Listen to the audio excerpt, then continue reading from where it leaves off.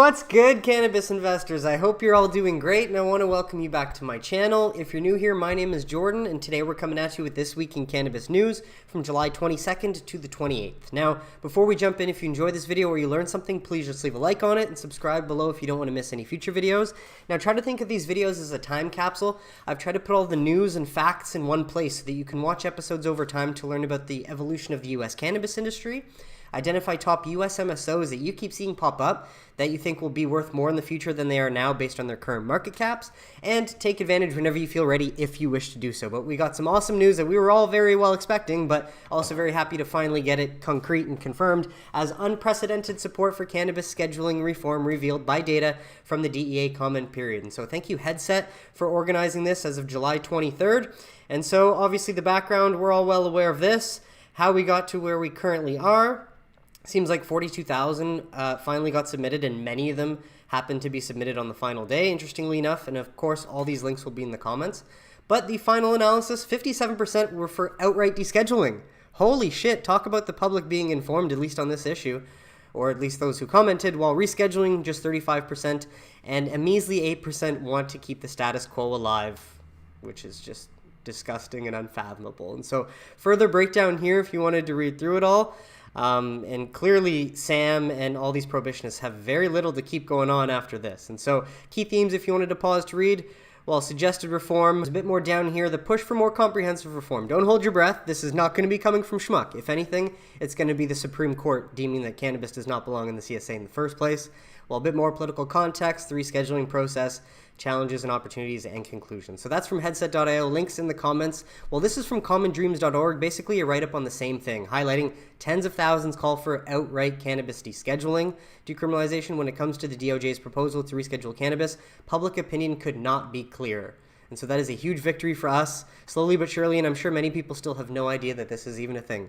We are a tiny, small percentage of people in a bubble that are way ahead of the curve, at least on this issue. And so more here if you wanted to pause to read, but essentially the same breakdown. While moving along, had to share MJ moment for this one story highlighting that rescheduling would create over 50,000 new jobs. Industry group tells DEA on last day of public comment period. And so yes, if you're working in the best interests of Americans, then you certainly want to have gotten this done sooner than later, especially by the election if possible. And how could you not want that? Because obviously, if the DEA doesn't do the right thing and reschedule cannabis finally, or pass the safe banking, 280E, get rid of all this discrimination, yes, it means many small and minority-owned cannabis business owners will have to close up shop if they don't get this done. Hence, why this is needed now more than ever, especially if you're working in the best interests of Americans. But get this, a survey from the Minority Cannabis Business Association looked at 206 cannabis licensees across 32 states and revealed some troubling trends in the cannabis industry, depending on how informed you are on the topic, because they found just 27% of respondents reported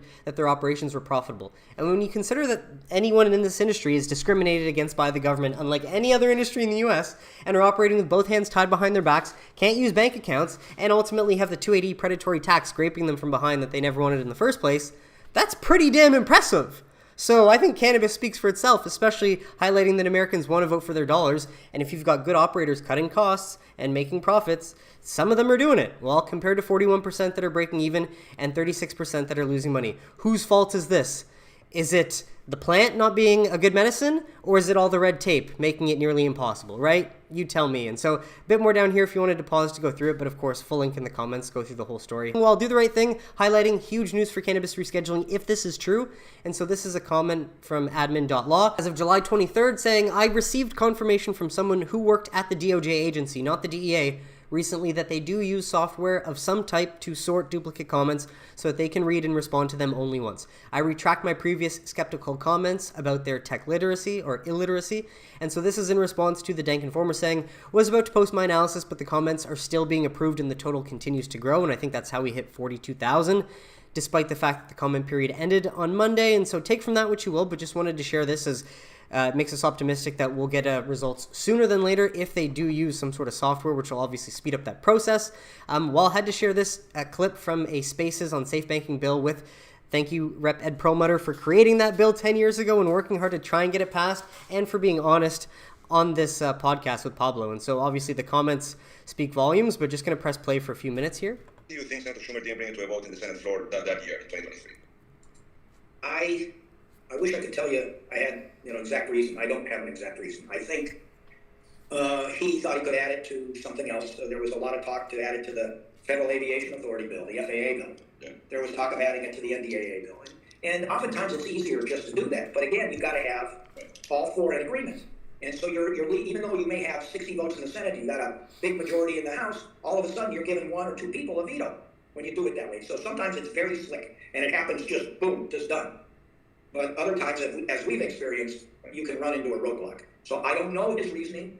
I think that this may be something that moves, right now, looks like the House is going to go out of session this week and returns like September 9th. So it's gone on for the end of this month and all of August, both for campaigning and district work and for a little bit of a... Must be nice. Senate, same thing. So, yeah, there's a lot of time right now. No, and we're getting here to what really the core of the matter, right? This is what's happening right now. But my question to you, in terms of, Schmuck Schumer, human garbage, man. Trying to do my history here. After committee votes in 2023, you're saying he tried to put it to other bigger bills, although it hadn't worked back in December 2022, so why try again in late 2023? But is it, in my opinion, again, I'm not trying to put words in your mouth, maybe he's not so confident that he can get the 60 votes in the Senate, and that's why he didn't try to pass it in the Senate floor in late 2023. Do you agree with that thesis or not necessarily? I don't agree with it. I think he has 60 votes. And that's since 2023. You cannot make this shit up. And so at least this verifies what Don says too. Anyways, I'm going to stop it there. I invite you to grab the link if you wanted to listen to the whole thing, but certainly informative. And hey, thanks for telling the truth, Ed, because it's been Schmuck standing in the way this whole time. Certainly not working for the will of the American people, working for his big pharma donors. Well, from Todd Harrison, thanks for sharing what AGP has to say on the recent news as we view VP Harris as the Democratic nominee as favorable for the prospect of final rule on rescheduling ahead of the election. Do you agree? Let me know in the comments why or why you don't think so. But take from that what you will. We'll just have to wait and find out as time unfolds. Todd from Beacon on U.S. Cannabis as well. We believe that Joe Biden's final months will be focused on policy wins designed to support other Democrats. Pushing rescheduling across the finish line will now be part of Biden's legacy. Absent a hearing, we could see final rule by September or October. So again, take that with a grain of salt. Plan accordingly for your own situation. This is just speculation from investment firms that likely have a lot more information than we do to go off of. So we're just trying to take it all in so we can make our best investment decisions given the writing on the wall and, the next 6 to 12 to 18 month outlook. But any update from Ohio? Not yet. They inch closer to rec sales, but no set date. Thus far, 25 dual certificates of operation have been issued. So essentially from 12 cultivating and processing licenses up to 24, and then 1 dual testing lab has been issued. So none to dispensaries yet. So 12 and 12, and then 1 dual. So that is where we're at now. Well, it did say that there is no set date to begin with. And so... and this is actually speaking to a Cresco rep as well. Now, I believe that this article did come out July 24th, right? Well, this one, funny enough, came out July 22nd, 2024. And I'm just sharing this because I don't know how true it is. It seems like it's coming out of PA too. But rec cannabis will soon be available in Ohio. What will this mean for Pittsburgh consumers? And they're using a very outdated date, saying that September 7th is when it'll go into effect. Now, I'm going to trust this one because it's from more recent, and it says that there's no set date, which I think is more accurate. So what the hell are you talking about, Grant Siegel? I'm not exactly sure, but just another write-up highlighting that, which will give many Pennsylvanians much closer access to legal adult use cannabis very shortly. And I'm sure they're not mad. It's just the reality when you have lawmakers and a governor that can't agree and get anything that the people want done. Hence, they're going to be going elsewhere and spending their tax dollars in Ohio just because politicians in Pennsylvania suck. So pause to read if you're interested. Otherwise, grab the full link in the comments. But down to Florida as TruLeaf pumps another $5 million into pro-pot campaign. Let's hope it makes a difference. The Smart and Safe Florida has now raised $66.4 million since it started. Latest donation covers contribution and spending from July 13th to the 29th and has $12.5 million that it still hasn't spent yet, that it will use in hopes to get more than 63% of Floridians to vote for yes on Initiative 3, which will end criminalization of cannabis and create a legal adult use market with the medical market already existing, which, hey, we all want that, but ultimately we just have to wait until November to find out. And so, well, to back that up, happy to share that Vote No on 3's own poll, and so this is the initiative against Smart and Safe Florida and TruLeaf and all the MSOs and mom and pop shops in Florida, finds support for rec cannabis stagnant, but above threshold to pass, or in other words, Vote No on 3's own poll finds support for rec is still above the threshold to pass. So screw you, Jacob, for the stupid wording to try and spread some FUD. But all that to point out, they polled Florida voters in February and found 65% of likely general election voters favor the amendment. And 4 months later, 64 still support it. And so it's still above the 63 needed. But Tyson finds a positive spin. In a polling memo, he notes opposition to the amendment has grown from 22% in Feb to 27%. And we know that, DeSantis has gotten some money from the hemp lobby too. And so we imagine there's some money behind that. That suggests the vote on no campaign has moved voters while support remains stagnant. Yeah. Well, fortunately, there's more money going into the Smart and Safe initiative that will help counteract that, but ultimately we just got to wait until November to see. So full links in the comments if you want to go through that. While happy to share from Green Market Report, smaller dispensary chains show strong performance in Florida market. So size doesn't always win in the Sunshine State. I imagine operations and efficiency is a much larger driving factor, but for anyone interested, according to the latest data from the state's Office of Medical Cannabis Use, some of these smaller operators are solidly outperforming larger chains in per-store sales. So if anyone is interested, Florida's top 10 operators ranked by efficiency. I didn't add it to this video, but I will try and grab the last week's sales from Florida and add that link in the comments if anyone wants to go through it. But Flowery's looking good. Sunburn, love seeing Air rise up in the ranks. Certera, so Sunnyside as well. For anyone interested, not going to spend too much time on this, but just wanted to share. So if anyone wants to learn more about the Florida market, yeah, it is all about efficiency. Full link in the comments. While moving along, thanks Todd for sharing what Beacon has to say on Florida and U.S. cannabis. Is the PAC supporting adult use legalization on the November ballot raised $61 million as of July 12th. The opposition PAC started by Gov. DeSantis raised $129K as of July 12th, and so you can tell the prohibitionists that wanted the writer to use the word stagnant was really using that out of desperation. Although Florida hemp producers reportedly pledged $5 million to DeSantis for his veto, and so you got $5.13 million versus $12.5 million. Maybe another $5 million just added, and so hey, definitely seems like the will of the people will win in November. We're just going to have to wait and see, but let me know what you think will happen in the comments. On to my favorite part, though, is we got some very important studies, or at least feedback from certain organizations in the U.S. that should hold a lot of weight. This one specifically, Regulatory Framework for Cannabis, a position paper from the American College of Physicians as of July 23rd, 2024. Take that, Kevin Sabat, and you had to look this up. How many doctors make up the American College of Physicians? 161,000 members would disagree with Kevin the Shithead Sabat. And so I'm not going to spend too much time on this, but I invite you to grab the link in the comments to go through it, because of course this is very fresh, and this is the American College of Physicians. So you can pause to read, highlighting that they call for the decriminalization of possession, which is essentially descheduling outright too. Now, more here if you wanted to go through it. Public policy is changing rapidly, and in 2008 they supported research into the therapeutic role of cannabis. There's methods here if you wanted to pause to read, but the main thing is the recommendations, all very pro-cannabis. And I do think the other main thing here supports an evidence-based public health approach to addressing cannabis and hemp-derived products in jurisdictions where they are legal, with focus on prohibiting access to minors and preventing unsafe use among adults, which is the most important thing, especially if it's the own government that ends up making this synthetic cannabis legal, unfortunately, and that's the actual dangerous substance that we don't know enough about and is very untested and unsafe. But more here if you wanted to pause to read. Love seeing this from the American College of Physicians. While not only them, but the American Nurses Association this past week, or so I should say last week, July 17th, 2024, writing to Merrick Garland, pleased to submit their comments supporting the rescheduling of cannabis, highlighting that, 1, cannabis meets all requirements of the currently accepted medical use test, therein justifying reclassification as a Schedule III drug under the CSA, or outright descheduling it. I think it does meet all that as well. 2, for advancement of the public health and therapeutic access, cannabis should ultimately be removed from CSA scheduling. Well, they took the words right out of my mouth. And yeah, so that is from Tim Nanoff, Vice President, Policy and Government Affairs, writing on behalf of the American Nurses Association, possibly. We love to see that. Links in the comments. While another very interesting study from Wiley Online Library, as of July 14th, 2024, medical cannabis legalization and parenting behaviors. Unexpected, but tell me this isn't a public health victory. An analysis of the time use of parents. And so, summary, I'm just going to read through this, but main thing, we examine the consequences of state-level medical cannabis legalization on parents' time use.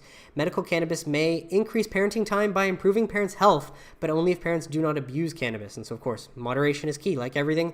But we find that medical cannabis legalization increases parenting time with bigger impacts for those less likely to abuse cannabis.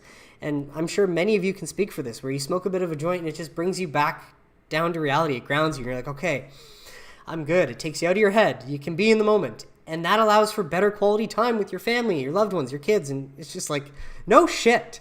It's almost obvious at this point. The effects correspond with a 12.56% of the gap in active childcare and 8.92% of the gap in passive childcare by parents' education levels. While medical cannabis legalization also reduces inactive time and increases sleep, consistent with medical cannabis's health benefits. And so you might be able to read this full text here. If you pay for it, no shit. And so we just like the free ones. At least we know, right? That's the main thing. Well, from Norml, as of July 24th analysis, no increase in rates of cannabis use among youth over past decade. More data to tell us what we already know and to shut the prohibitionists up. So this is an analysis of federal data published in the Journal of Drug and Alcohol Dependence Reports. A team of researchers affiliated with the University of Kentucky analyzed data from the Federal National Survey on Drug Use and Health for the years 2013 to 2022. And over 500,000 Americans participated in the survey. And consistent with prior assessments, researchers identified an increase in self-reported cannabis use among younger adults and older adults, those aged 50 to 64, but not amongst teenagers. Boom! Prevalence of cannabis use did not change among youth over that time, the study's authors concluded. More information here if you wanted to pause to read, but because legal adult use access makes it harder for teens to get their hands on it, unlike the synthetic-derived crap that sadly got passed through the Farm Bill loophole in 2018. But this one from IUBMB Journals as of May 17, 2024, so a bit older, but anti-cancer effect of minor phytocannabinoids in preclinical models of multiple myeloma. And so what is that? Multiple myeloma is a blood cancer caused by uncontrolled growth of clonal plasma cells. Interesting. So you can pause to read the whole thing, but results showed that the phytocannabinoids inhibited multiple myeloma cell growth and induced necrotic cell death. So it sounds like phytocannabinoids did the opposite of whatever this blood cancer wanted to have done. And moreover, the phytocannabinoids reduced the invasion of multiple myeloma cells towards osteoblast cells and bone resportion in vitro. Lastly, CBN reduced in vivo tumor mass. Fascinating. Together, our results suggest that CBG, CBC, CBN, and CBDV can be promising anti-cancer agents for multiple myeloma, the blood cancer. So again, more reason to deschedule outright so we can study this. Link will be in the comments if you want to go through this. You might be able to find more by following that link. While from YouGov America, new results indicate that daily cannabis users outnumber daily alcohol consumers in the U.S. Love to see that. As among U.S. adult citizens, percentage who drink several times a day, 2%, once a day, 3%. Among U.S. citizens who use cannabis several times a day, 5%, and once a day, 3%. And so I'll put this link to the YouGov article or poll in the comments, and you can go through that. Well, I had to share this one from Marijuana Moment just because it condensed all the information the best from anything I could find. But get this, most New York medical cannabis patients say cannabis has reduced their use of prescription opioids and other drugs. And so you love to see it.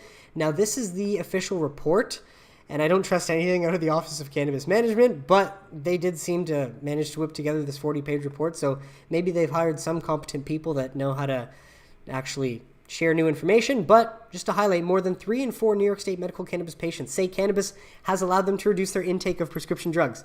Try and tell me that Big Pharma does not hate that. According to the new report, this includes 2 in 3, 66%, who report that cannabis has specifically reduced their needs for prescription opioids for pain reduction. So that is huge. More here if you wanted to pause to read. But among patients, 79% said that they intended to renew their certification after they expire, while 86% said they'd recommend the program to a friend or family member. 86%! Love to see that. Now, there's some more graphs down here I wanted to show you. Specifically, OCM lays out 11 recommendations that could help address some of the challenges. So I'll scroll down a bit so that hopefully you can see all 11 in just one frame. No, you can't. So anyways, from 1 to 8, and then 9 to 11, and then a bit more here, just visuals if you wanted to take a look. Otherwise, it's all in the report. It may be easier to just grab the link in the comments, but there's one more thing I did want to bring you down to show you, as this highlights the widespread use of cannabis for pain management, it says. Plus, healthcare providers, for their part, said they believe cannabis was beneficial for pain patients. Certifying providers found medical cannabis to be particularly helpful 95% of cases in reducing or treating pain. And then get this, certifying providers also indicated medical cannabis being helpful in the improvement of their patients' overall physical functioning and energy level. 84% for physical functioning, and 60% said improved energy levels. So that's fascinating. Well, this was the last thing I wanted to show you. Main thing, though, cannabis seems to do wonders, and is definitely eating into that big pharma market share, and they don't like it. Well, last one from profglance.com, found this randomly, but a decent write-up on DOJ's proposed transfer of cannabis from Schedule 1 to Schedule 3 will facilitate research on cardiovascular impacts of cannabis use. And ultimately, more research is a good thing, especially for public health, as we learn more about this miracle plant. And so whoever wrote this, or the authors, basically just said, me and my colleagues have submitted this public comment, and so I'll put that link in the comments if you wanted to check it out. All that to highlight is more doctors highlighting what we already know. Moving cannabis to Schedule 3 from Schedule 1 is obviously a step in the right direction. Outright descheduling would be even better, but highlights that all of the bullshit claims in the past will basically be thrown out the window, and we get to start from scratch and really research this. And no doubt it's going to have massive impacts on medicine in the next 10, 20, decades to come. I have no doubt. I'm willing to make that call. But if you wanted to go through this more, grab the link in the comments. But with that, I think we've got a few more stories before we get to MSO news. Weed Street 420 has something here. Oh yeah. One more health thing is cannabis is safer than potatoes. Now, who said this? This was DEA Judge Francis Young in 1980.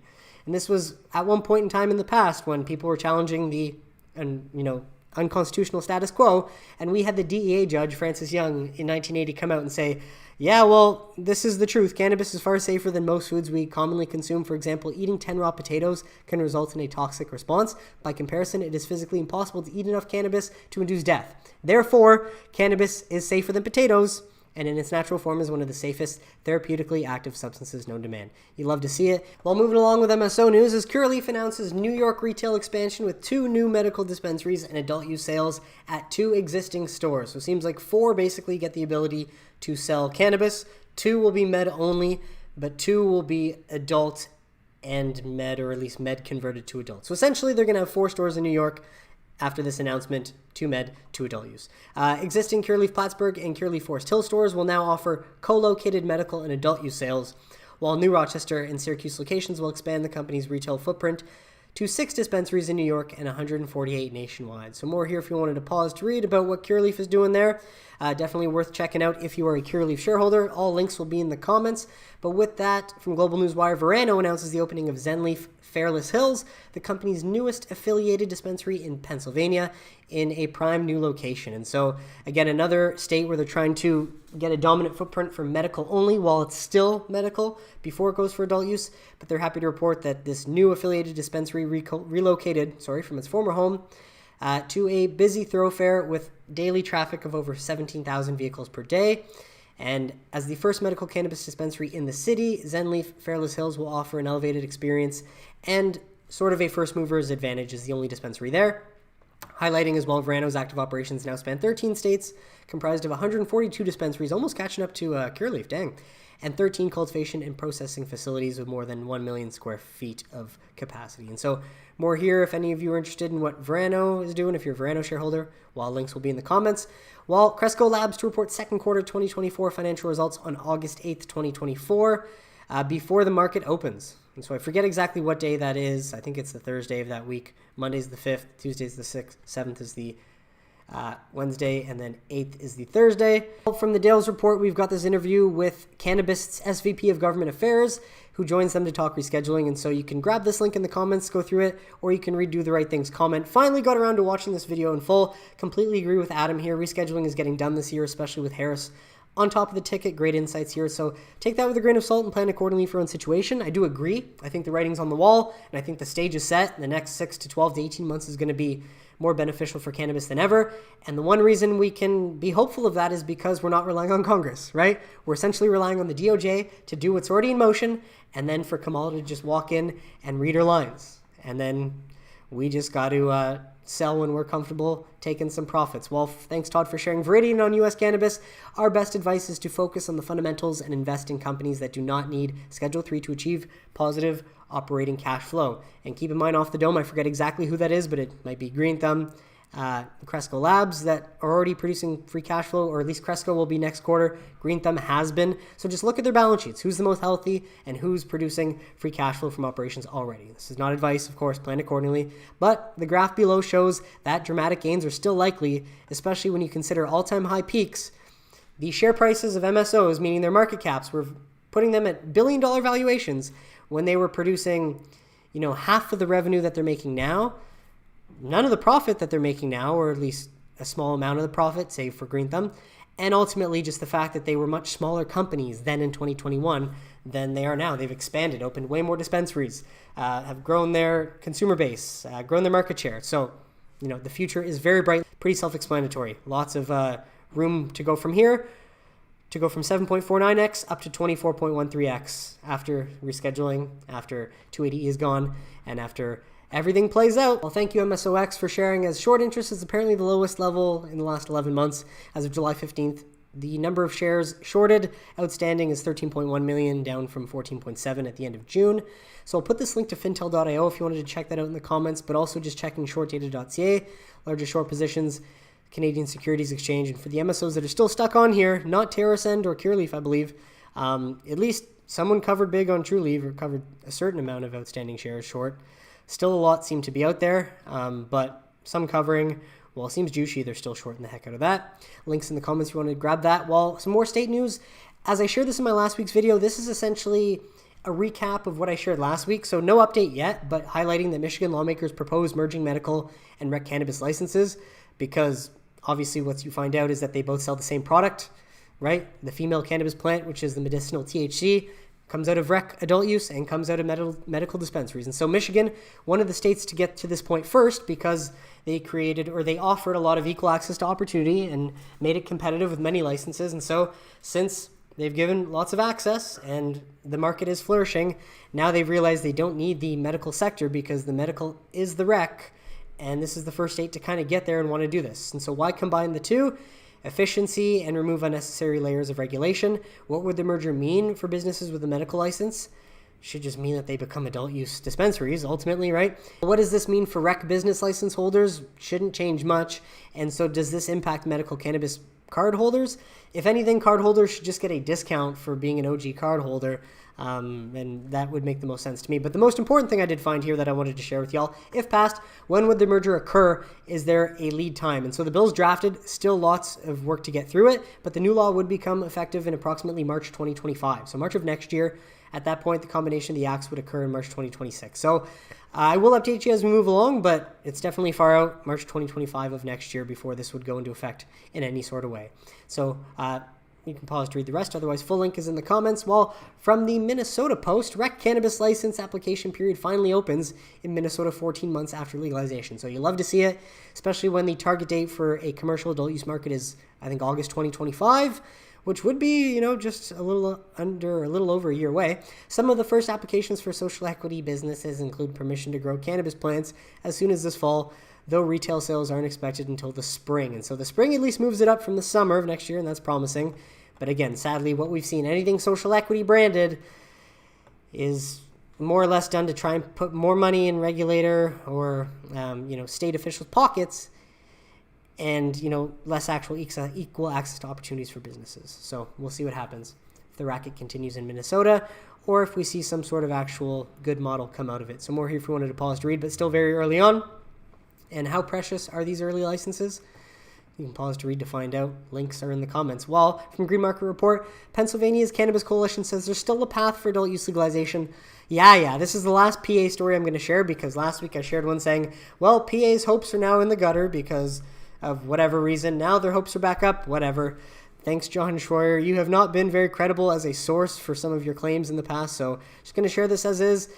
Despite earlier reports, the spokeswoman of a pro-cannabis coalition says that there is a window this coming fall for a bill to get through Gov Shapiro's desk. And so we would love that to get passed with the momentum of the ballot initiatives we're all going to have, but we're not holding our breath. And so let's hope for it. But ultimately, we're going to need this spokesperson for the coalition to get some shit done and make some moves in PA for us to turn that into reality, or for them to turn that into reality. Well, Tilray Medical granted approval to introduce third medical cannabis product in Portugal. So Tilray's Salusao oral THC 10 CBD 10 medical cannabis extract is now approved for medical use in Portugal. So love to see that. Tilray getting another product approved in another country, especially for the medical benefits it provides. So more here if you wanted to pause to read. But this is a step towards meeting the critical needs of patient care and providing high-quality cannabis products. as it continues to be a global leader in the medical cannabis industry, offering a diverse portfolio of EU GMP certified medicinal cannabis products. But if you thought this was good news, it only gets better for Tilray this past week because, according to Benzinga, they will quintuple its medical cannabis production in Germany with new cultivation license. So for the highlights, Tilray's Aphria RX GmbH has obtained the first new cannabis cultivation license issued under MedCanG, Germany's new cannabis act. Fuck yeah, Aurora actually was awarded something as well. And the new cannabis cultivation license allows Aphria RX to cultivate and manufacture a broad commercial range of medical cannabis. And so, a bit here if you wanted to pause to read why it matters. But the main thing is, what difference does this make, or what's next?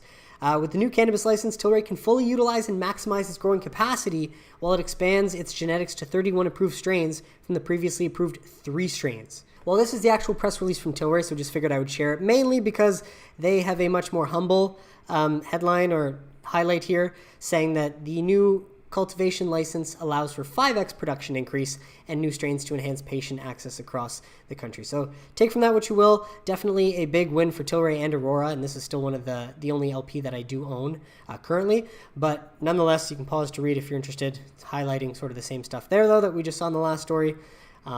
But hopefully this will make a difference in the coming months. While keeping it in Germany, or at least coming years, I should say, cannabis licensing requirement also waives for family doctors. And so this is an update as of the 18th of July. Berlin, until now, the approval of the health insurance company has usually been required for the first prescription of cannabis products.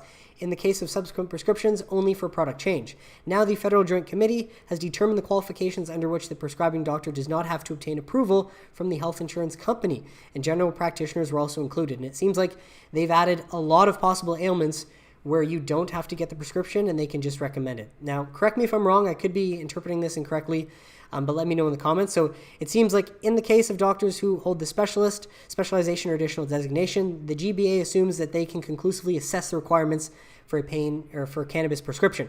If there are still uncertainties, these panel doctors can also apply to the health insurance company for approval of the prescription. And the decision will come into force if the Federal Ministry of Health has not legally objected to it within 2 months and the GBA has published it in the Federal Gazette. And so it's not official as of yet, but so it seems like there's going to be a few months of period before there can be any pushback or, like, let's say, comment period on it to object. And so it seems like red tape is the one thing in the way in every Western country, essentially. And so the more red tape we can get rid of, the better access to a safer, non-addictive medicinal alternative we can provide people in Germany. So we love to see more doctors being able to prescribe that. While wanted to hear this out of Thailand, because another, boom, surprise development, PM Sreta changed his mind about outlawing cannabis. And so last week he wanted to outlaw it again after they had, in the best public interest of public health, or in the best interest of public health, done the right thing last year and removed cannabis from their list of narcotics. Good news is cannabis will not return to the list of Category 5 narcotics, but will be regulated under new law, says government house source. So apparently the PM has changed his mind and instructed Somsak to push for a bill to regulate the use of cannabis instead of reinstating the plant on the list of Category 5 narcotics where it never belonged in the first place. Thank God.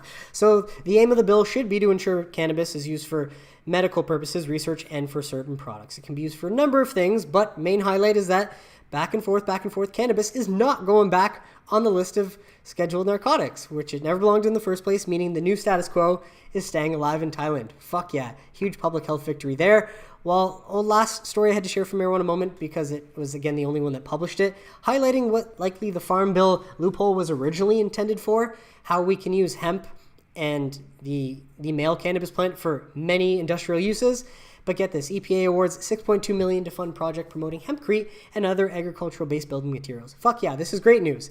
Instead, though, what we got out of the 2018 Farm Bill was a $15 billion gray market industry selling synthetic garbage station weed, sadly, to minors across the country, unfortunately. And so that's why we can't have nice things, because politicians ruin everything. But the main thing to highlight is that it seems as if some money is going to the right places for the right initiatives, such as using hemp for industrial or agricultural-based materials, as it always should have been for a very long time. And so more here if you wanted to pause to read or grab the link in the comments. We've got another culprit, as U.S. accuses famed short seller Andrew Left of securities fraud. And if you do not think the Canadian Securities Exchange and the over-the-counter markets are not manipulated by hedge funds that know how to do it, you have not been paying attention long enough. And so this came, the biggest move from the SEC this year in a years-long crackdown against traders who tout their bearish bets. Unfortunately, it's behind a paywall, but I can read a bit. as the Securities and Exchange Commission alleged Friday that Left used his firm Citron to generate about $20 million in profits from illegal trading involving almost 24 companies, and one of them was Kronos Group. So thank you, Betting Bruiser, for highlighting this. For all of you MSOS diehards who tried to tell me it was an amazing thing that Anson Funds was long, it's like taking candy from a baby. Andrew Left allegedly wrote to a confidant, likely Moaz Kassam, in 2018 about Kronos Group then. He adds, I'm not here to dunk on retail or MSOS investors, as some people on this platform believe. I'm just trying to educate investors how polluted the sector is with bad actors. And hey, I apologize for dragging any of you into the trenches here with me. Had I known at the beginning how bad it was, I likely would have probably never made these videos. But I had to be a little bit crazy and naive in order to actually do so. And I don't think it's the end of the world, because ultimately, while we might be temporarily at the mercy of these hedge funds, we know that they also play short and long. And at some point, once the cycle gets to the right point, which we're nearing because we've had 3.5 years of nothing, but these companies didn't just disappear. The state-led growth story has chugged along. They've gotten more profitable. They've fine-tuned their efficiencies in their operations, right? And so ultimately, at some point, we know it's going to flip long again, and that's when we will all be rewarded for our patience. Adding, it's a very thankless endeavor, and I try not to take things personally. We thank you for the work you do, Betting Bruiser. And last thing to add, he says, but this Andrew Left case possibly instilled a little more fear than previous slaps on the wrist by facing 20 years in prison, which might have been included in that Bloomberg article, but I didn't have the paywall. And so take from that what you will, folks. All I can say is, in the past, I've made a decent amount of money playing the cycles in this industry, and I plan to play it again. And it seems like we have the largest catalyst and cycle ahead of us, and whether you want to plan accordingly, buy your ticket and take the ride or not, that is ultimately up to you. But with that, a few more stories. This came from admin.law, posting this new write-up from the American Trade Association for Cannabis and Hemp, DEA public comment submission. So it's a fresh doc. I will put this link in the comments for anyone that wants to check that out. But from the Dank Informer, thanks for highlighting this. One of the main snippets that he finds in here worth noting is the only question for policymakers is whether to help the state-regulated market keep the public safe with legal adult-use tested cannabis, or allow the illicit market and the unregulated synthetic intoxicating hemp-derived cannabinoid Farm Bill loophole market to proliferate. So we're on the cusp of this. Will the Farm Bill of 2024-2025 resolve this? Let me know what you think in the comments, but we'll find out. While this was that Whitney Economics Cannabis Business Condition Survey that indicated only 27.3% of U.S. cannabis operators are profitable, which is pretty fucking impressive when you consider the fact that this is the only industry that the government continuously discriminates against and legally does so, despite the fact that it's unconstitutional, with, both hands tied behind their backs. They can't open bank accounts and are stuck dealing with cash. Therefore, they have, or they're robbery targets and have to deal with curveballs from that sort of instance. And then lastly, most importantly, 280E. So they've been working for the federal government, yet 27.3 still managed to squeeze out a little bit of profits for themselves. Fucking right. Good job, guys. And so it does not give the whole breakdown or anything like that. I'm just going to share this, but essentially who's been profitable year over year, who's broken even, and who's not profitable. But obviously, once 280E is gone, once rescheduling happens, the number of profitable companies is likely going to increase. And that is certainly an indicator of just efficiency, because if you would be profitable, but 280E is taken away from that, if 280E is gone, then you become profitable, boom, that number should jump. And so, yeah, guess more here if you wanted to pause to read. Otherwise, full link in the comments. Well, last few things. Thank you, Sammy J, for sharing this. MSOS, fully diluted in the money enterprise values as of July 19th, I think. So this is just another one of those cap tables as of July 19th. So take from that what you will, but it highlights Tier 1 companies, Tier 2 companies, and their enterprise value. Now, keep in mind, this is not their market cap, but their enterprise value, given all the calculations someone with a finance background would do. While comparable table, Tier 3, this is the rest of them down here. So if you wanted to pause to read, otherwise grab the full link in the comments to go through that. Well, last but not least, just to remind you where we're at and what we can expect coming next week. On Monday, Tilray Brands will release their earnings. Then Scott's Miracle Grow on the 31st of July. Then in August, MSOs. Green Thumb kicks it off on the 5th. Trulieve on the 6th. Vireo on the 6th. Air Wellness. Verano, Jushi on the 7th as well. Then CureLeaf, Cannabis, and Cresco Labs on the 8th. And I'm very much looking forward to seeing how much more profitable these cannabis companies are in Q2 than Q1, and what trajectory they're expecting into Q3. Because the last time these MSOs' earnings looked this good was likely in the summer of 2020 into the election season and then into February of 2021, where we hit all-time highs, where these companies were not yet profitable, or some of them I think were, maybe Green Thumb or maybe even just Trulieve was profitable, but they saw significant revenue growth from new markets coming online. And so, hey, Ohio, hurry the fuck up. It would be great to have you start sales sooner than later to add a bit of padding to some Q3 earnings that we'll see down the line. But the main thing is, the last time MSO's earnings looked this good, especially profitable, was when we headed into the last election season. And we hit all-time highs there, and we know the stage is set going forward. So let me know what you guys think in the comments, but that is it for today's episode, folks. I want to thank you so much for tuning in. Really hope you got some value out of it. What did you think of today's stories? Let me know in the comments if you have any questions or suggestions, and I'd be happy to address them. But besides that, if you enjoyed this video and you learned something, please just leave a like on it. Subscribe below if you don't want to miss any future videos, and I will catch you next weekend for This Week in Cannabis News. Have a great weekend, everybody. Take care.